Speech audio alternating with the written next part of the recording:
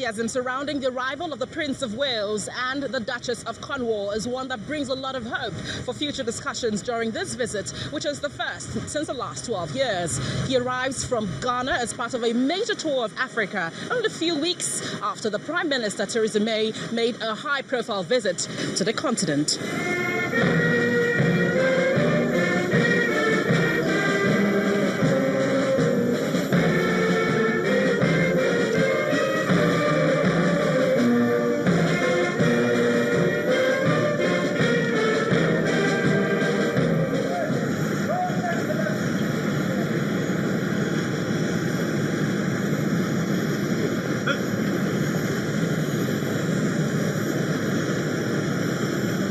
Prince Charles, who is the current head of the Commonwealth of Nations, is not only looking at improving relationships in the area of trade, environment and education, but security. Right, it's the first time that Prince Charles has been British High Commissioner to Nigeria, Ambassador Paul Oakright, is optimistic that this visit would help boost the nation's security.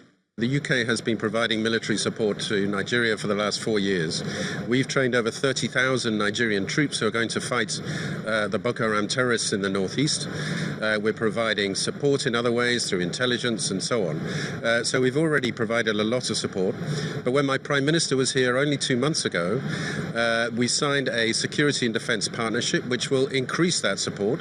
We'll look at other ways in which we can provide support because clearly Nigeria needs some support in that area. When it comes to the farmer herders, we're not directly engaged.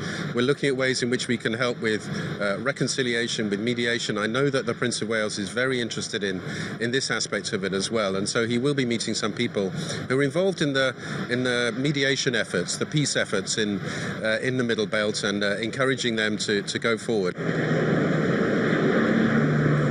Prince Charles and his wife, the Duchess of Cornwall, who visits Nigeria for the first time, is later received at the presidential villa by President Muhammadu Buhari, the Chief of Staff, cabinet members and other top government officials.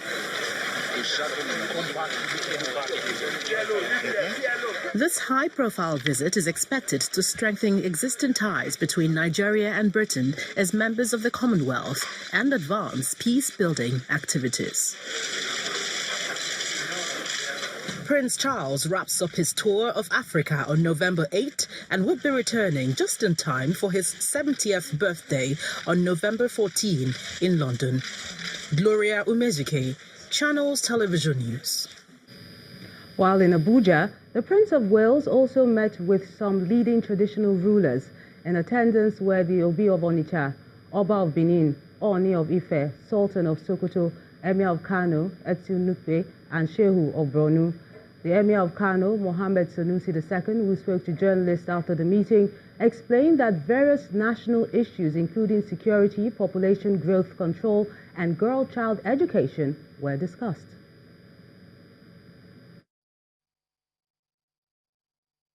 We talked about population control. I know the government is talking about it.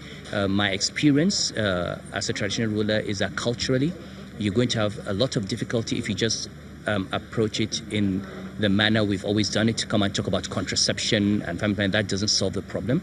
But the one single silver bullet to me for addressing the demographic challenge is the education of a girl child. And these are the kinds of issues that we had a conversation around, and the whole idea is to how do we work with DFID, how do we work with the British, how do we work with anybody who's interested in dealing with these issues, and see how they can help us and how we can learn from them and how they can learn from our experience.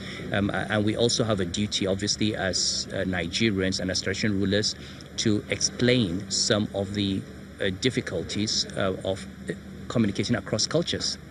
Because much as we have good intentions around issues like domestic violence and child rights and demography, there are also conversations that perhaps we're not ready for at this point in time, and that should not be mixed into these conversations. So overall, I think it was a very interesting conversation. And some traditional rulers, like the owner of Ife, talked about his program with youth empowerment. The Shehu of Borno spoke about Boko Haram. The Oba of Benin spoke about some of his housing project. The Obi of Onitsha spoke about poverty. The Obi being a former banker, and me being a former banker, obviously talked about poverty and the economy. And the Sultan made a general comment about the importance of traditional rulers for national unity. So.